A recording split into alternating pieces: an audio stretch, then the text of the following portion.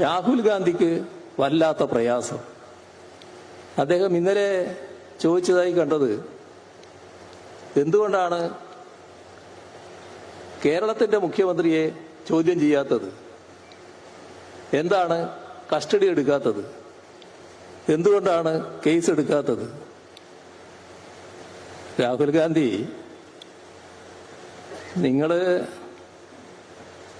നേരത്തെ നിങ്ങൾക്കൊരു പേരുണ്ട്, ആ രീതിയിൽ തന്നെ അതിൽ നിന്ന് മാറിയിട്ടില്ല എന്നൊരവസ്ഥ ഉണ്ടാക്കരുത് കേട്ടോ. അത് നല്ലതല്ല. നിങ്ങളെ മുത്തശ്ശിയില്ലേ ഈ രാജ്യത്താകെ അടക്കി വാണിരുന്ന കാലം, അവരായിരുന്നു ഞങ്ങളെയൊക്കെ പിടിച്ച് ജയിലിലിട്ടത്. എത്ര കാലം? 1.5 വർഷം.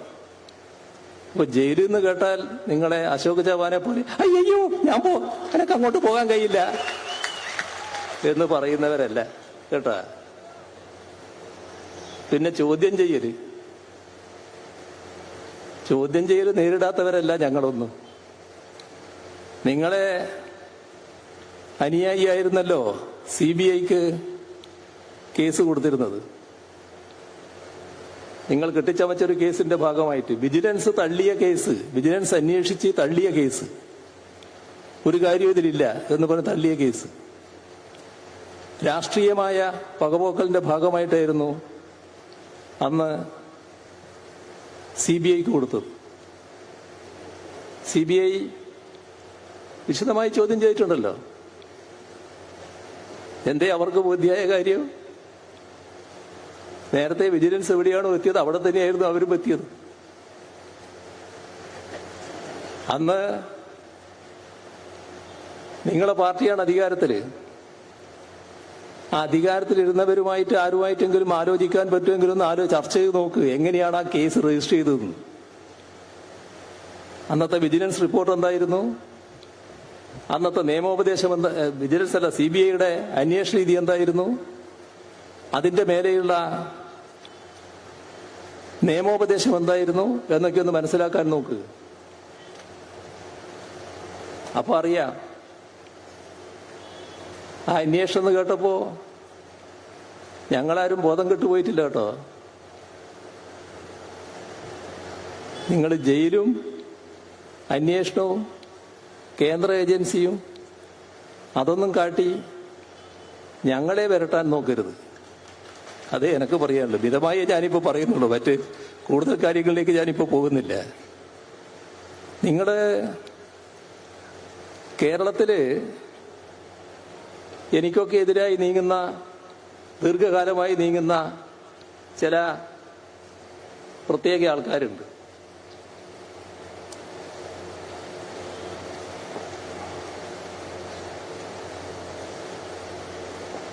അവരെ കൃത്യമായി സംരക്ഷിച്ചു നിർത്തുന്നതാ, വെറുതെ നിൽക്കുന്നതല്ല. ഒരു സംഘം അങ്ങനെയുണ്ട്. ആ സംഘം ദീർഘകാലമായി നടത്തിക്കൊണ്ടിരിക്കുന്ന പ്രവർത്തനങ്ങളുണ്ട്. അവരിനിയും തുടരും. അത് നിങ്ങളെ കൂട്ടത്തിലുള്ള ചിലര് ആ സംഘത്തിന്റെ സംരക്ഷകരായിട്ട് നേരത്തെയുണ്ട്. ആ സംരക്ഷകരായിരിക്കുന്നവര് ഇവിടെ വരുമ്പോ പറയുന്ന കാര്യങ്ങൾ അതേപടി ആവർത്തിച്ചാൽ അത് നിങ്ങൾക്ക് കാര്യങ്ങൾ വിവേചനപൂർവ്വം മനസ്സിലാക്കാൻ കഴിയുന്നില്ല എന്ന നിലയാണ് ഉണ്ടാക്കുക എന്നത് തിരിച്ചറിഞ്ഞാൽ നല്ലത്. നിങ്ങൾക്ക് കുറച്ച് മാറ്റമൊക്കെ വന്നു എന്നാണ് നിങ്ങളെ യാത്രക്കൊക്കെ ശേഷം നിങ്ങളെ അനുയായികൾ തന്നെ പറഞ്ഞു നടക്കുന്നത്. ഒരു മാറ്റം ഉണ്ടായിട്ടില്ല എന്നും പഴയ അതേ രീതിയിലാണ് നിൽക്കുന്നത് എന്നും ആളുകൾ മനസ്സിലാക്കുന്നതിന് ഇടയാക്കും എന്നുകൂടി തിരിച്ചറിയുന്നത് നല്ലതാണ്. ഇവിടെ നിങ്ങളെ വിമർശിക്കുന്നതിനെ പറ്റി അതാണല്ലോ നിങ്ങൾക്കുള്ള വലിയ പരാതി. രാഹുൽ ഗാന്ധിയെ വിമർശിക്കുന്നു, മറ്റാരെയും വിമർശിക്കുന്നില്ല. BJP വിമർശിക്കുന്നില്ല, മോദിയെ വിമർശിക്കുന്നില്ല. ഇപ്പോ ഞാൻ എൻ്റെ സംസാരത്തിൽ നേരത്തെ പറഞ്ഞ കാര്യമൊക്കെ ആർക്കെതിരെയുള്ളതാണ്? ഇന്ത്യയിലെ BJP ഗവൺമെന്റിനെതിരെയുള്ളതാണ്. അവസാനം എത്തിയപ്പോൾ രാഹുൽ ഗാന്ധിയും അതിനകത്ത് വരുന്നുണ്ട്. അത് രാഹുൽ ഗാന്ധി പറഞ്ഞതിന്റെ ഭാഗമായിട്ടാണ്. അതിന് പറയണ്ടേ? ഇനി ഇവിടെ എല്ലാ കാര്യങ്ങളും പറഞ്ഞു കഴിഞ്ഞിട്ടുണ്ടാവും, ഞാനത് ആവർത്തിക്കുന്നില്ല. ഏത് കാര്യത്തിലാണ് വിമർശനം? പൗരത്വ നിയമ ഭേദഗതി. പൗരത്വ നിയമ ഭേദഗതി രാജ്യത്തൊരു വിഷയമല്ലേ?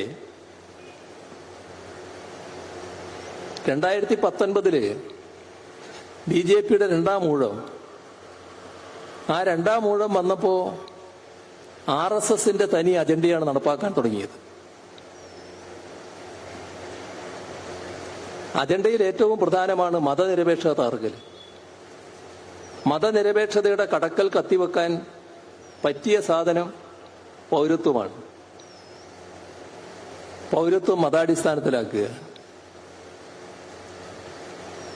ആ നിയമ ഭേദഗതിയല്ലേ കൊണ്ടുവന്നത്? അതിനെതിരെ വലിയ പ്രക്ഷോഭം രാജ്യത്തുയർന്നു. ആ പ്രക്ഷോഭത്തിൽ നിങ്ങൾ എവിടെയെങ്കിലും ഉണ്ടായോ? കോൺഗ്രസ് എവിടെയെങ്കിലും ഉണ്ടായോ? മറ്റെല്ലാവരും ഉണ്ടായല്ലോ. എന്തുകൊണ്ടാണ് കോൺഗ്രസ് മാത്രം മാറി നിന്നത്? ഡൽഹിയിലെ പ്രക്ഷോഭത്തില് ഒരുപാട് ദേശീയ നേതാക്കൾ അറസ്റ്റ് ചെയ്യപ്പെട്ടല്ലോ. ഏതെങ്കിലും കോൺഗ്രസ്സുകാരനെ ആ കൂട്ടത്തിൽ കാണാനുണ്ടോ? എന്തേ കാണാൻ ഇല്ലാതിരുന്നത്? കേരളത്തില് ഞങ്ങള് ആ നിയമ ഭേദഗതി വന്നപ്പോൾ തന്നെ ഇവിടെ നടപ്പാക്കില്ല എന്ന് ആദ്യം പ്രഖ്യാപിച്ചു. തുടർന്ന് എല്ലാവരും കൂടി ചേർന്നുകൊണ്ടുള്ള ഒരു പ്രതിഷേധ സംഗമം സംഘടിപ്പിച്ചു. പ്രതിപക്ഷ നേതാവും പ്രതിപക്ഷ നേതാക്കളും എല്ലാം ഉണ്ടായി. സർവകക്ഷി യോഗം ചേർന്നു, അതിലും കോൺഗ്രസ് ഉണ്ടായി. നിയമസഭയുടെ പ്രത്യേക യോഗം വിളിച്ചു. പൗരത്വ നിയമ ഭേദഗതി പിൻവലിക്കണം, അത് റദ്ദ് ചെയ്യണം എന്ന് പറയുന്ന പ്രമേയം ഏകണ്ഠമായി അവതരിപ്പിച്ചു. പ്രതിപക്ഷ നേതാക്കളെല്ലാം ഉണ്ട്. ഇതെല്ലാം കഴിഞ്ഞതിന് ശേഷം എന്താണ് കോൺഗ്രസ് പിൻവാങ്ങാൻ കാരണം? ഞങ്ങളിനി യോജിച്ച പ്രക്ഷോഭത്തിനില്ല എന്നിവിടെ കോൺഗ്രസ് തീരുമാനിക്കാൻ എന്താ കാരണം? കേരളത്തിന് പുറത്ത് എവിടെയും നിങ്ങൾ ഈ പ്രക്ഷോഭത്തിന്റെ ഭാഗമായിട്ടില്ല. കേരളത്തിൽ മാത്രം അങ്ങനെ വേണ്ട എന്ന് നിങ്ങൾ നിർദ്ദേശിച്ചിട്ടുണ്ടാകാം. കേന്ദ്ര കോൺഗ്രസ് നേതൃത്വത്തിന്റെ നിർദ്ദേശമനുസരിച്ചല്ലേ ഇവിടുത്തെ കോൺഗ്രസുകാര് ആ യോജിച്ച പ്രക്ഷോഭത്തിൽ നിന്ന് പിൻവാങ്ങിയത്?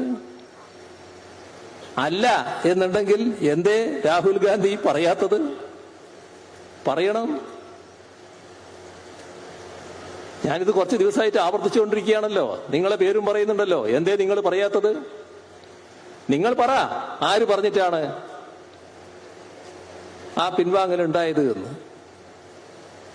പോട്ടെ, 4 വർഷം മുൻപുള്ള കാര്യമാണല്ലോ അത്. ഇപ്പോ ചട്ടം കൊണ്ടുവന്നു 4 വർഷത്തിന് ശേഷം ഈ തെരഞ്ഞെടുപ്പിന്റെ പടിവാതിൽക്കൽ. RSS അജണ്ട മതനിരപേക്ഷത തകർക്കുക, അതിനു വേണ്ടിയല്ലേ അത്? എല്ലാരും പ്രതിഷേധിച്ചല്ലോ. നിങ്ങളെ ശബ്ദം ഉണ്ടായോ? കോൺഗ്രസിന്റെ ശബ്ദമാണ് ഞാൻ ചോദിക്കുന്നത്. കോൺഗ്രസിന്റെ ശബ്ദം ഉയർന്നോ ഇതിനെതിരായിട്ട്?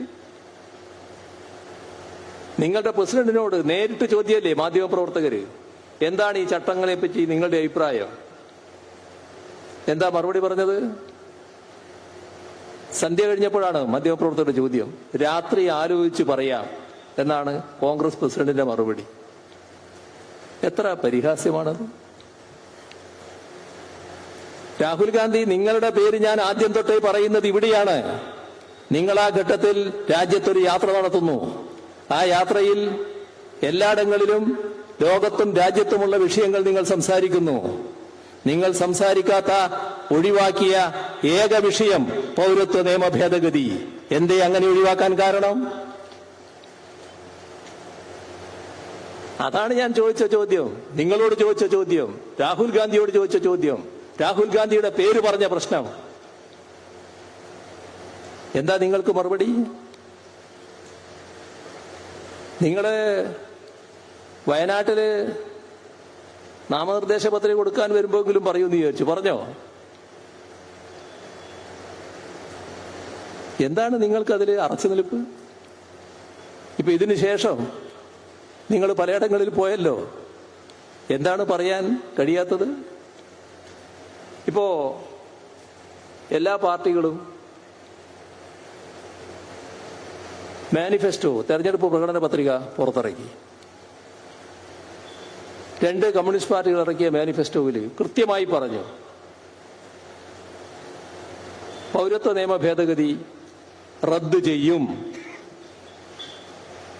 നിങ്ങളുടെ പത്രികയിൽ എന്തെങ്കിലും പറഞ്ഞോ? എന്തേ നിങ്ങൾ പറയാത്തത്? അതാണല്ലോ നിങ്ങൾക്കെതിരെ ഉയർത്തിയ വിമർശനം. അതൊരു പ്രശ്നമല്ലേ? ഇന്ത്യയിലെ കോടാനുകോടി ജനങ്ങളാണ് ഈ മണ്ണിൽ തലമുറകളായി ജീവിക്കുന്നവർ. ഇനി ഇവിടെ ജീവിതം തുടരാനാകുമോ എന്ന് ആശങ്കയിൽ കഴിയുന്നത്. ആ ആശങ്കയിൽ കഴിയുന്നവരോട് നിങ്ങൾ ഒറ്റക്കല്ല, ഞങ്ങൾ ഒപ്പമുണ്ട് എന്ന സന്ദേശം നൽകാനാണ് ഞങ്ങൾ ശ്രമിച്ചിട്ടുള്ളത്. നിങ്ങളോ? നിങ്ങളവരെ കണ്ട ഭാവം നടിച്ചില്ല. അതല്ലേ വസ്തുത? അതല്ലേ നിങ്ങൾ പറയേണ്ടത്? നിങ്ങൾക്ക് എങ്ങനെ ഒരു സംഘപരിവാർ മനസ്സ് വരുന്നു? ഇത് സംഘപരിവാർ അജണ്ടയല്ലേ? സംഘപരിവാർ അജണ്ട RSS നേതൃത്വം കൊടുക്കുന്ന BJP നടപ്പാക്കുമ്പോ സംഘപരിവാർ മനസ്സുള്ളവർക്ക് മാത്രമല്ലേ അതിനോടൊപ്പം നിൽക്കാൻ ബാധ്യതയുള്ളൂ. നിങ്ങൾക്ക് എങ്ങനെ ആ ബാധ്യത വരുന്നു? രാഹുൽ ഗാന്ധി പറയണം. ഇവിടെ മാത്രമാണോ നിങ്ങളിത് കാണിച്ചത്? ജമ്മു കാശ്മീർ RSS തുടക്കം മുതലേ പറയും. നമ്മൾ ഭരണഘടനയെ അംഗീകരിച്ച നാൾ മുതൽ പറയുന്ന ഒരു കാര്യമാണ്, 370 പാടില്ലാത്ത ഒന്നാണ്, അത് റദ്ദ് ചെയ്യണം. ഇതാണ് RSSന്റെ നിലപാട്. ജമ്മു കാശ്മീരിനുള്ള പ്രത്യേക പദവി റദ്ദ് ചെയ്യണം. ഇപ്പോ മോദിയുടെ ഗവൺമെന്റിന്റെ 2ാം ഊഴം RSS അജണ്ട ഓരോന്നായി നടപ്പാക്കുന്ന ഘട്ടം. ഈ അജണ്ട എടുത്തു. ഒരു ദിവസം ആഭ്യന്തരമന്ത്രി പാർലമെന്റിൽ എഴുന്നേറ്റ് നിൽക്കുന്നു, ഒരു കടലാസ് എടുത്ത് വായിക്കുകയാണ്. RSS agenda നടപ്പാക്കലാണ്. 1, ജമ്മു കാശ്മീരിന്റെ പ്രത്യേക പദവി ഭരണഘടനയിലെ 370-ാം വകുപ്പ് റദ്ദ് ചെയ്യുന്നു. 2, ജമ്മു കാശ്മീരിന്റെ സംസ്ഥാന പദവി ഇല്ലാതാക്കുന്നു. 3, ജമ്മു കാശ്മീരിനെ കഷണങ്ങളായി വിഭജിക്കുന്നു. എന്തെല്ലാം നടപടിക്രമങ്ങൾ പാലിക്കണം ഇതിന്? ഞങ്ങൾക്കൊരു നടപടിക്രമവും ബാധകമല്ല, ഞങ്ങൾ ഇഷ്ടമുള്ളത് ചെയ്യും. ഇതാണ് സംഘപരിവാർ മനസ്സ്. അതാണ് BJP ചെയ്തത്. രാജ്യമാകെ കനത്ത പ്രതിഷേധമുയർന്നില്ലേ? നിങ്ങളുടെ ഭാഗത്ത് നിന്ന് ആ രീതിയിൽ പ്രതിഷേധമുയർന്നോ? എന്തേ കോൺഗ്രസിന്റെ ഭാഗത്ത് നിന്ന് ആ രീതിയിൽ പ്രതിഷേധം ഉയരാത്തത്? സാങ്കേതികമായി എതിർത്തോ എന്തല്ല പ്രശ്നം. ഈ പ്രശ്നത്തിന്റെ ഗൗരവമനുസരിച്ച് സഭയിലും പുറത്തും നിങ്ങളുടെ പ്രതിഷേധം ഉയർന്നോ? ഇല്ലാലോ. രഹസ്യമായി BJP അഭിനന്ദിച്ച എത്ര കോൺഗ്രസുകാരുണ്ട്, നേതാക്കളുണ്ട്? ഒരു നേതാവിന്റെ കാര്യം പരസ്യമാണ്. അദ്ദേഹം രാജ്യസഭയിലെ കോൺഗ്രസിന്റെ ചീഫ് വിപ്പ്. അദ്ദേഹത്തിന് ആവേശം അടക്കാനായില്ല. എന്തൊരു നല്ല കാര്യമാണ് ഈ BJP ചെയ്തത്. ജമ്മുകാശ്മീരിന്റെ പ്രത്യേക പദവി എടുത്തു കളയല്, സംസ്ഥാന പദവി ഇല്ലാതാക്കല്, ആവേശം അടക്കാൻ പറ്റാതെ കോൺഗ്രസ് വിട്ടു, BJP ചെന്ന് ചേർന്നു. BJP അദ്ദേഹത്തെ വീണ്ടും രാജ്യസഭാംഗമാക്കി രാജ്യസഭയിലേക്ക് അയച്ചു. എന്താണ് രാഹുൽ ഗാന്ധിക്ക് പറയാനുള്ളത്? ഇവിടെ നമ്മൾ ആലോചിക്കണം കേട്ടോ. നമ്മൾ ജയിപ്പിച്ചയച്ച 18 അംഗമുണ്ട്, 18 അംഗ സംഘമുണ്ട്. അവസാനത്തെ കണക്കാണ് ഞാൻ പറയുന്നത്. അവസാനത്തെ കണക്കെടുത്താൽ കേരളത്തിൽ നിന്ന് പോയ MP-മാരിൽ 2019 പോയ MP-മാരിൽ 18 പേര് UDF-ന്റെ കൂടെ, 2 പേര് LDF-ന്റെ കൂടെ. ആലപ്പുഴയിലും കോട്ടയത്തും ആരിഫും തോമസ് ചാഴിക്കാടനും LDF, ബാക്കി 18 അംഗ സംഘം UDF. ഈ 18 അംഗ സംഘം എവിടെയെങ്കിലും ഉണ്ടായോ? ഈ പറയുന്ന ഏതെങ്കിലും പ്രതിഷേധം അവർ രേഖപ്പെടുത്തിയോ? ഇവിടെ മാത്രമാണോ നിങ്ങൾ നിന്നത്? നിങ്ങൾ ബി ജെ പി എതിർക്കുകയാണ് പോലും. എതിർക്കേണ്ട കാര്യത്തെ എതിർക്കണ്ടേ? നിങ്ങളിപ്പോ പ്രസംഗിച്ചുകൊണ്ട് മാത്രം കാര്യമുണ്ടോ? ഈ രാജ്യത്ത് കഴിഞ്ഞ 5 വർഷക്കാലം നരേന്ദ്രമോദിയുടെ നേതൃത്വത്തിലുള്ള ഗവൺമെന്റ് RSS അജണ്ട നടപ്പാക്കുമ്പോ നിങ്ങൾ സ്വീകരിച്ച നിലപാട് എന്ത്? അതല്ലേ പ്രശ്നം? അതല്ലേ നിങ്ങളുടെ നിലപാടിന്റെ ഉരക്കല്ല്? 2 നിയമ ഭേദഗതി. ഒന്ന് NIA. ആ നിയമത്തെ പറ്റി എല്ലാവർക്കും അറിയാം. എന്തിനാണ് അതൊക്കെ ലക്ഷ്യമിടുന്നതെന്ന് എല്ലാവർക്കും അറിയാം. അത് കൂടുതൽ കടുപ്പമുള്ളതാക്കാൻ ഭേദഗതി കൊണ്ടുവന്നു. കോൺഗ്രസ്സുകാർ അതിനെ എതിർത്തോ? ലോക്സഭയിൽ ആകെ എതിർത്തത് 6 പേര്. അതിലൊരാള് ആലപ്പുഴയിലെ സഖാവ് ആരിഫ്. ഇതാണ് ഉണ്ടായത്. എവിടെ പോയി നിങ്ങൾ?